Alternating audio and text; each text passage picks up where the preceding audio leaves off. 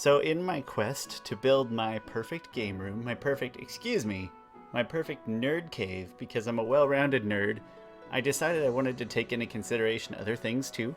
I barely know how to read, but I do have some books.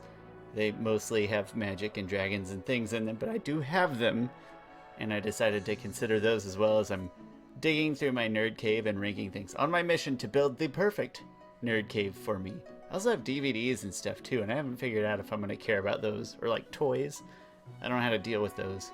But I do have an idea of how to deal with books, and I don't have very many, thankfully. Books are heavy, and we move very frequently. So hopefully we are done with that. I'd like to think we're done for a little, not forever, but like for a little while. And so, again, have just a few books, a few favorite series over the years that I have compiled all the books for in those specific series. And most of them are super high fantasy, young adult, because that's my reading level and my taste. The most important thing is that today my wife is here voluntarily for like the 10 whole minutes that she said she'd be willing to stand really close to me and share this microphone to talk about the best and worst books in our opinion. So just more like favorite and least favorite in our favorite book series. And when I say ours, I mean mine. I could have thrown yours in here too. You've got one or two over there. Yeah, it's ironic that I'm glad you mentioned they were yours, because while I've read all of them except for one that we'll get to in a bit here, I definitely have a broader interest and do a lot more reading than you. But yet we're going to be talking about books. One of the series I have. They are in my nerd cave, Heather. Well, all right. Get your own nerd and cave. I'm in your nerd cave right now, so we're going to talk about your book. This is my world now, sister. Sorry, I didn't mean to raise my voice at you like that. One common theme you'll notice, I already mentioned it, is that I, in the books that I like, have a lot of magic and dragons. Mo magic, mo dragons, mo better, in my opinion. And everything with the ampersands is better. We don't need the or. That's right. I love ampersands.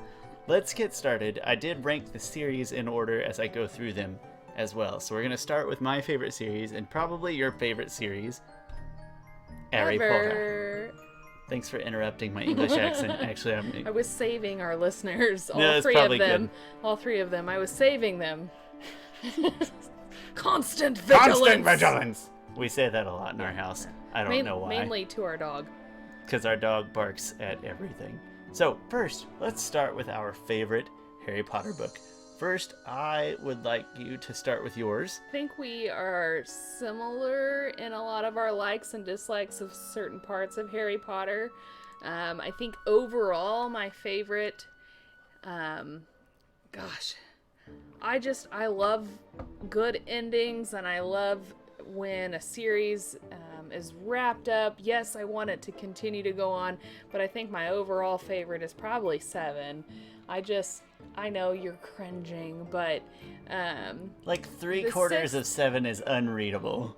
No, it's not. All right, that's dramatic. Half of it is boring. Oh my god. Well, yeah, there are some boring parts, but yeah, half of it. I love when things make a full circle and all the loose ends are tied up, and yeah, it's not perfect. Not all of them are answered. Not all of our questions, but. So you think the 7th is your favorite? Yeah. Well, I also love closure and tying things together, but more than that, I love Snarky Ginny. Yeah, Snarky Ginny is pretty good. She's particularly the best. in Half-Blood Prince, yes. Also explains why I don't mind the Order of the Phoenix as much as most people. Still on my bottom half, but Snarky Ginny, kind of her origins are in the 5th one, and that's very important to me. So number 1, Harry Potter and Half-Blood Prince.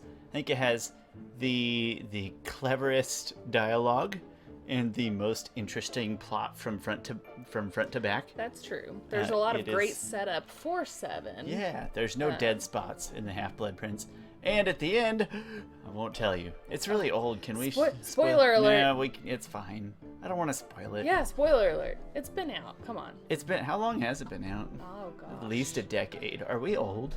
Yeah, we're old. I think we're old. We're old. Longer than that, right? Okay, so it has the most interesting ending, other than maybe 7, which just by default. And so the Half-Blood Prince, it's the best one in my opinion.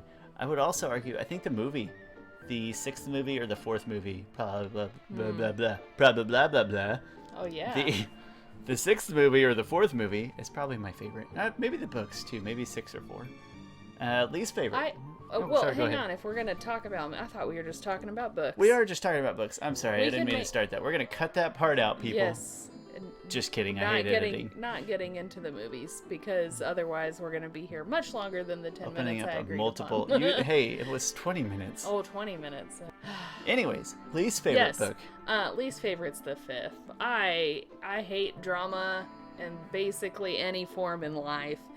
And in the fifth one, oh my lord, they become the rotten teenagers that everybody pictures. And there's so much just sadness and angstiness. And no, thank you. You're so cliche. Oh my goodness. And I'm not a fan of the third one.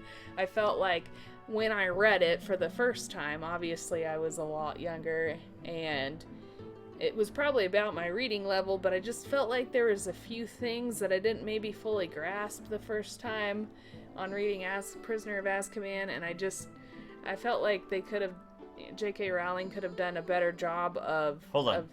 What did you just say? J.K. Rowling. Thank you. Sorry. It's a bad habit. I can't confirm it's Rowling. I'm pretty confident it's Rowling. Yeah, I think it's Rowling like bowling. I think we've heard her say her own name as Rowling. What if she's messing with us? She's going to retcon her own last name. She might be, and that just must be part of her accent. Actually sounds like something she would do. She'd just come out one day and be like, the whole time it was Rowling.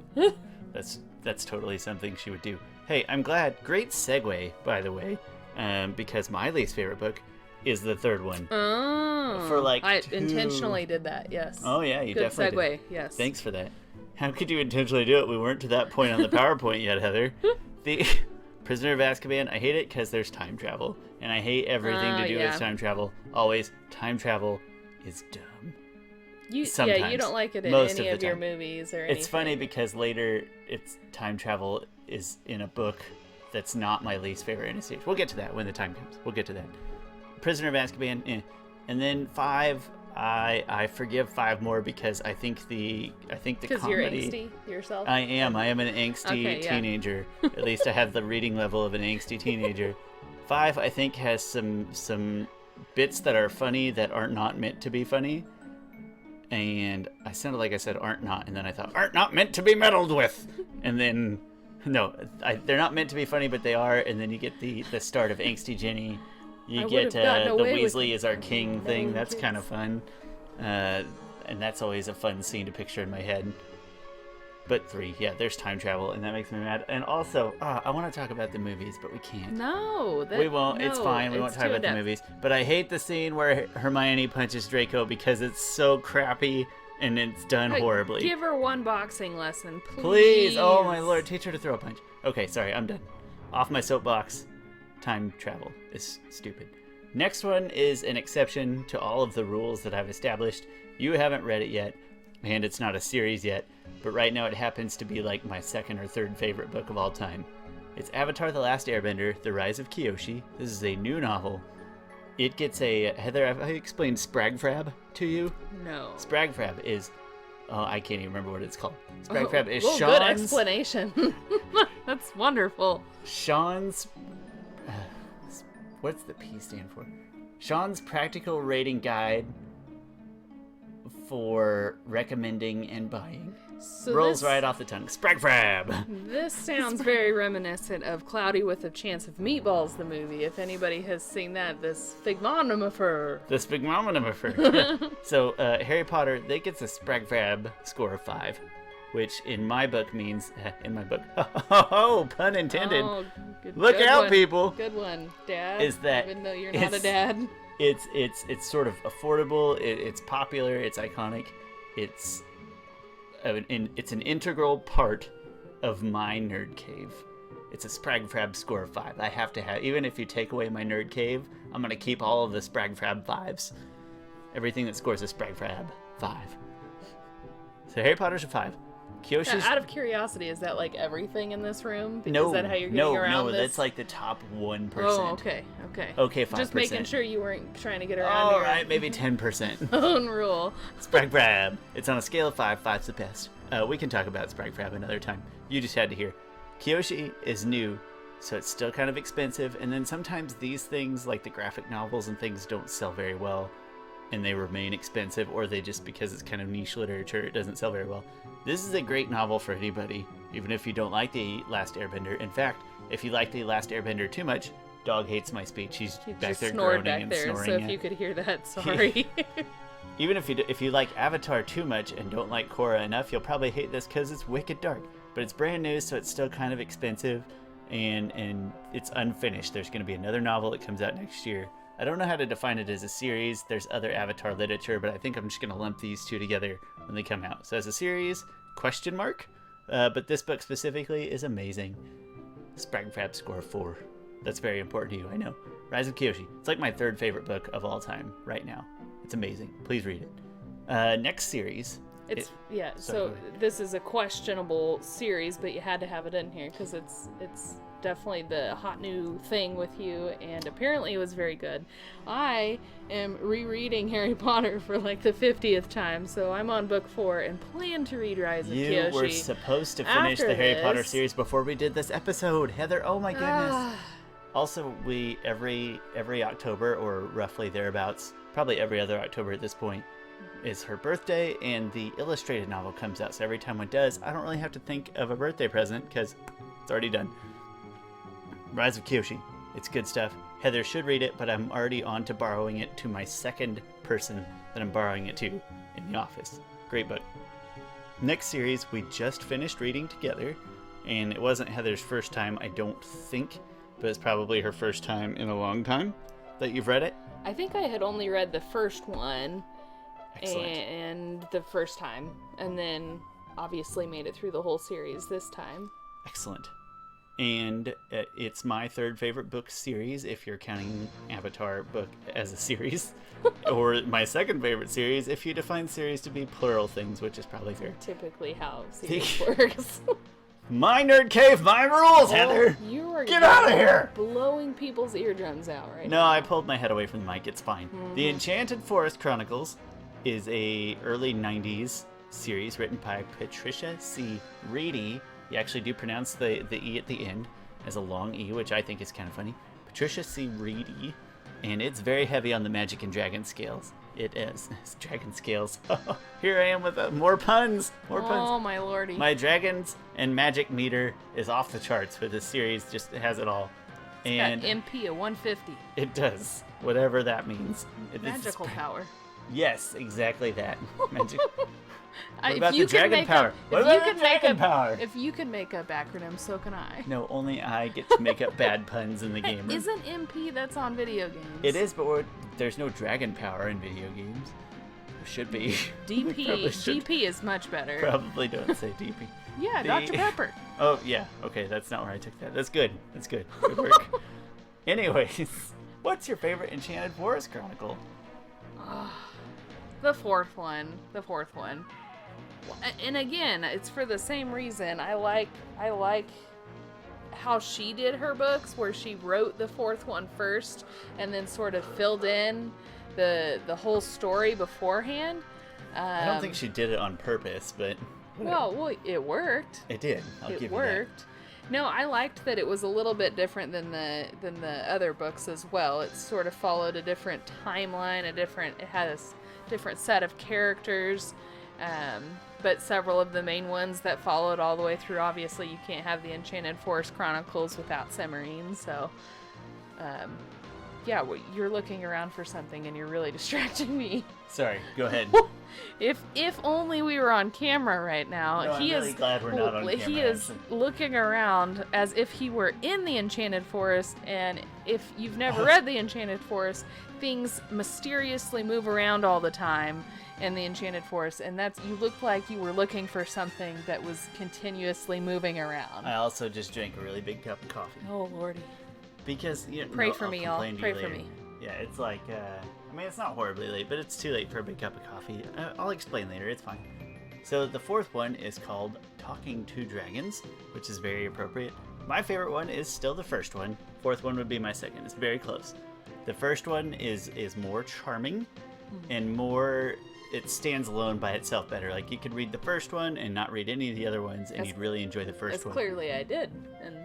And when you did? when I was in probably, gosh, I probably read that in middle school because I was the nerd that spent all my free time. We had like an encore and things, and I would go to the library nerd and help reshelve books and things. Oh, and, that's actually way nerdier than just reading books. yeah, You were no, reshelving books. I was definitely the teacher's pet. I was very much like Cimarine. You're ran getting away way and off the topic, Heather.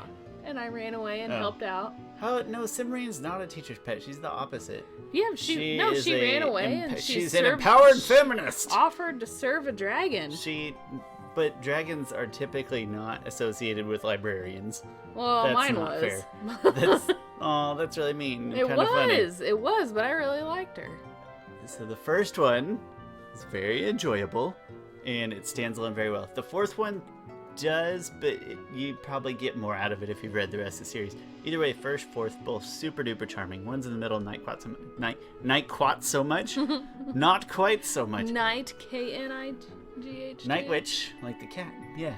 Nobody writes cats better than Patricia C. Oh Reedy my in gosh, these books. they're We don't even like hilarious. cats all that much. No, I kind we of do. hate cats, actually. No, you don't. We Yeah. like animals in general. Patricia C. Reedy, you write cats really well.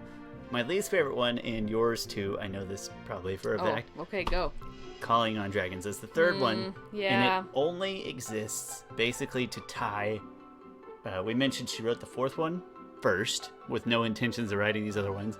And then the first one, I hope I'm getting my story straight. The first one was kind of inspired. It's like she wrote a short story called The Unruly Princess or something like that. And then wrote the fourth book with the idea that she was going to do a bigger story. Maybe she didn't have the idea yet, but I don't know the order, and the more I talk, the more I realize how little I know. What I do know is that the third one Let's put a podcast of misinformation out there. That's right, let's spread fake news! At least it's fake news on 30-year-old novels. The third one just kind of exists to tie the second one to the fourth one, because the fourth one had already been written, and it's kind of a complicated world. Maybe not a complicated book or subject matter, but it's a weird world to try to write to. So the third one just fills in a lot of gaps, and it's just kind of awkward, but there's lots of hilarious cats in it. So even as the least favorite in the series, it's not a bad book. Fourth and final series is Artemis Fowl, aka my fourth favorite book series of all time. There's 8 books. Heather is maybe not quite as familiar with these, but I will let you share what you remember. I know she's read most of them, if not all of them. I think I've read them all, and I just noticed that the initials are AF, which is pretty funny. Pretty funny. Number 4, AF, man. Anyway, Artemis Fowl. I just as a whole really enjoy the series. There were definitely worse books than others, but it has been so long since I read them that I don't remember which one was which. There are a few standout things, like I love when they introduce basically the camera that is a contact lens. That part is amazing. Some of the time travel stuff, I'm with you in that it was just a little unnecessarily complicated, especially for what is like a middle schooler's book. For a person who only wanted to be in here 10 minutes, somebody seems to have way more thoughts and opinions than somebody else. You talk all the time. It's my nerd cave. Sorry, I'll stop saying that. Third time's the charm. Yes, maybe I'll remember this. Get out of my nerd cave! This is your nerd cave. I'm gonna go back to my she shed over here with the. I don't have a shed. She has the rest of the house. No, I have an unfinished room for rest of the house. My nerdy quilty hobbies. So yes. Also, the yard is pretty much yours. So in terms of pure square footage, the amount of things that I get say to is a tiny percentage. No, we're gonna get in arguments. Yes, we are. Right here on this podcast. You have a say in the yard. Oh, we'll see about Don't that. plant that pear tree. Don't plant the. I'm gonna slap that pear tree. Artemis Fowl, what's your favorite one? Jeez. You probably don't remember the name. I do. Oh, it's okay. I know which one's your favorite. Yeah, it's a blue cover. It's the third one. Oh, maybe I need to reread those next. No, there's so many books that I want to read. Why? I get sucked into rereading stuff that's good. You can read the Artemis Fowl books in like 2 hours a pop. Well, yeah, all right, probably, maybe 3 hours a pop. What's the blue one called? It's called The Eternity Code, and it's the one where Butler gets shot in the chest. Ah! Spoiler alert! That's not. It's like 10 pages in. It's well, not 10 spoiler pages. alert! It's a few chapters in, but it is the best one for many reasons. Sorry, I can bring it. There it is. Ah, ta-da! The Eternity Code. It's the most interesting technologically. It's the most dramatic without being like all end of the world crazy.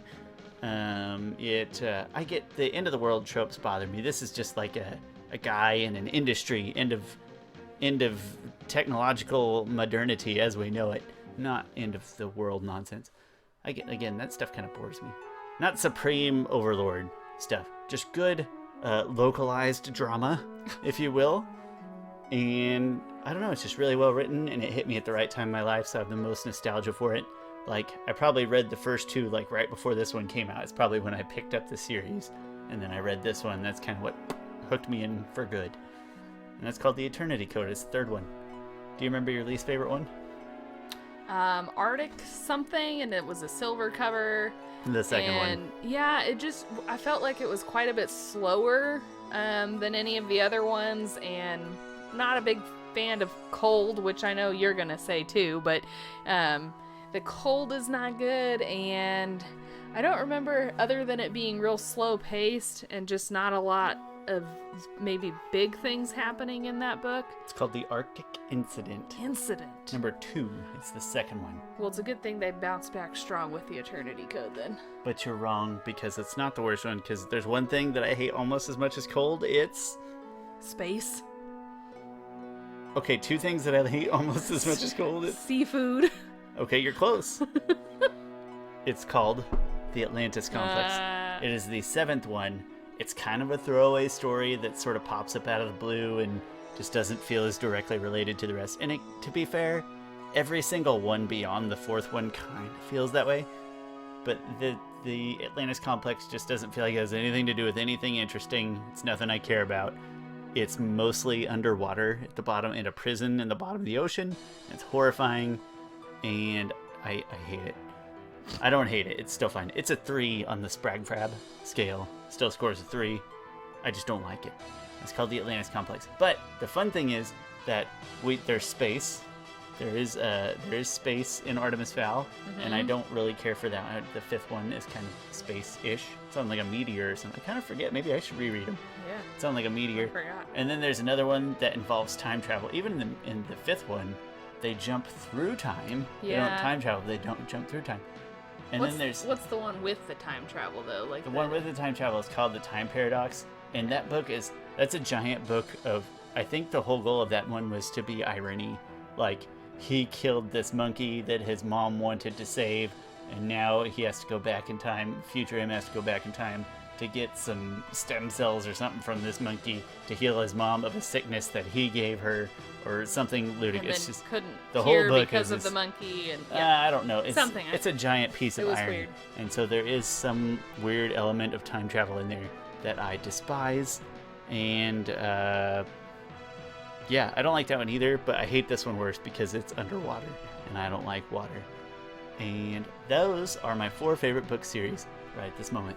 You might notice a glaring omission if you were in my room, in my nerd cave. You'd look on my shelf, and you'd see these book series, and then you'd see some of Heather's book series that I haven't read, and then you'd also see the Chronicles of Narnia. Yes. Which I wanted to talk about until I realized I've only read like 3 of those books. I've never made it past. I like the first one. I don't mind the second one. Third one, I started to get bored. I don't even know if I finished the third one. I've read them all at one point, but they're all just a little too much alike. It's the same sort of predictable story. I don't be too harsh on them. I kind of got bored, and maybe it's because of some of the repetition of. That's another one that I read a long time ago, though. Yeah, I'm almost scared to speak to it because I think I'm going to ruin and come off as stupider than I already do. That's the big thing. I will read them at some point. I do have them. It's a cute little box set, and they're very quick and easy reads. Every time I start, I never make it through. I'll get there. So, Heather, since you're here, I want to show you my wish list. And these are, wish list is next. I'm all sorts of confused. Yep. This is the current ranking. You'll see on the far left, we have the overall ranks. So there's video games and everything in there. The games are hidden right now. All you're seeing is the books at this moment. You're seeing the books. Okay. What you're seeing is that Harry Potter, as far as like the 8 things that I've ranked in my nerd cave right now, The Harry Potter series is like my number one favorite thing. I couldn't let it go. There's no other 5s on the list right now. Nice. We should soon. Also mention that Harry Potter is just a huge part of our everything. We have nearly every Lego set. We've been to Universal. We're wearing robes right now in caps and wands. No, we're not. I'm kidding. We're not. But we have them. We do have them, and you can picture that if you would like. Yeah, knock yourself out. Yeah. See, so it makes sense that it is number one. It's one the of only probably 5 at this time. Yes. One of I'm going to say Sprag 5. Frab. Sprag Frab. I'm going to say there's only 5% of the things I own are going to be 5s. That's one of them. If you go by weight, that's a lot of book. It's probably more like 20% already. And then volume. If Rise of Kyoshi comes down in price and or performs well, and people enjoy it, second one, and gets sort of the second one comes out and is satisfying, that most likely will be a 5. I'm just hesitant to make it the Sprag Frab right now. I don't want to do a preemptive Sprag Frab. That's disrespectful to the practical part. That's the P. It rolls right off the tongue. I'm kind of sad that you just have score in column D there instead of Sprag Frab. Sprag Frab took up too much width space. Oh. I didn't care for how that fit. No, I'm just kidding. I forgot. Sorry, I like to cover up my stupidity with lies. I can always tell. I'm rolling my eyes back here. This is my ranking list. It's important to know that the only video games or the only anything else I've ranked at this point is a couple of Dreamcast games. I have a very small Dreamcast collection. This makes it look like books are my favorite thing. I just haven't ranked anything else yet. You gotta stay tuned for the rest of the episodes, the rest of the content, to get in touch with the rest of my rankings. And then I also have a wish list. And I put 3 book series on my wish list, one kind of begrudgingly, because I don't know if I actually want it. But number 2 on my wish list, of all the things on my wish list, is Lord of the Rings plus The Hobbit, and I'd like to read those. And that's ranked number 2 on my list. Jump down to number 7, The Pit Dragon Chronicles. I don't think I would actually enjoy those as much today, but I have a lot of nostalgia for those, and it ranks very high on the dragon part of the scale. No magic. Some weird science and some awkward other stuff, but no magic. I still really like that. And then Aragon, the Aragon series, aka the Inheritance Cycle. In my head, it's the Aragon series. I've never read. I know that there's magic, and I know that there's dragons, and I know that it's probably kind of a rip-off of some of the other things I like, but that's okay. It belongs on the list. Maybe not. Maybe I should read it first before I put it on the list. I don't want to buy books I've never read. Well, this is a wish list, right? It's a wish list of things in the Nerd Cave. It's not a wish list, so maybe I should read it first. Yeah, read it first. I'll probably take that off there. Yeah. Have you ever read it, the Aragon books? No, familiar with it in title, but no. I gotta be honest, they put out a terrible PS2 game, and that probably turned me off of the idea. It was horrible. Maybe that's also where I recognize it. Turned me off of the series. Well, they made a movie too, but then I don't think they made a movie of the first book, and then they didn't finish because it didn't perform well or something like that. I'm not positive. I don't know that I've seen a movie. Well, I don't think I have either. Anyways, if it's any good, it will happily make my wish list, but I'll probably take it off and actually read it first before I bother buying 20 more pounds of books. That's all I got to say about that. Yeah, okay. Oh, you know what I should put on there? The Secret of Platform 13. That's another childhood favorite. It's just one book. It's not a series.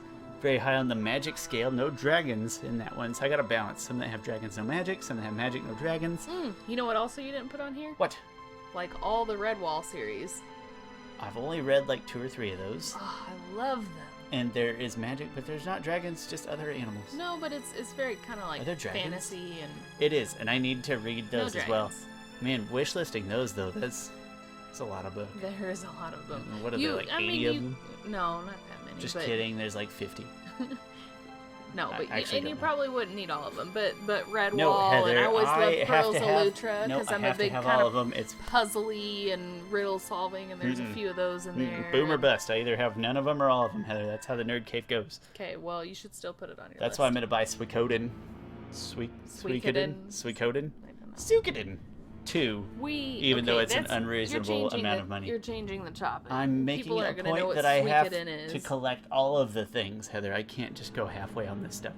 That's enough from us. We've talked about books for a very long time. Even on the list. Heather, I'm so grateful that you graced me with your tangents today. Oh, Thank you. You're welcome. Blame me for all the tangents in the Nerd Cave. Not all the tangents. I'm the one who wanted to talk about how bad the third movie is. Seriously, why are the kids not Quit talking about the movies. But they're wearing such stupid outfits. We're not talking about it in the movie. I don't know who directed the third movie, but we already did. We talked about the Aragon movie. We didn't talk about the Lord of the Rings movies. Nope. But we don't have the Hobbit trilogy. We need to get those in DVD and or Blu-ray format. Yes. That's okay. important. Put them on the wish list. I can't. No, I got it. No, I got to do the wish list in the same order that I do the ranking list. You have all the lists. So. Spragfram! Thank you. Talk to you soon. Hey, thank you for checking this out. The reason I'm here is to create some positive sentiment and draw some positive attention toward the Children's Miracle Network. That's a tremendous charitable organization that's very large, very efficient, helps millions of children and their families every single year. I'm very fond of it. Check them out at cmn.org or see my personal campaign at SeanShaler.com.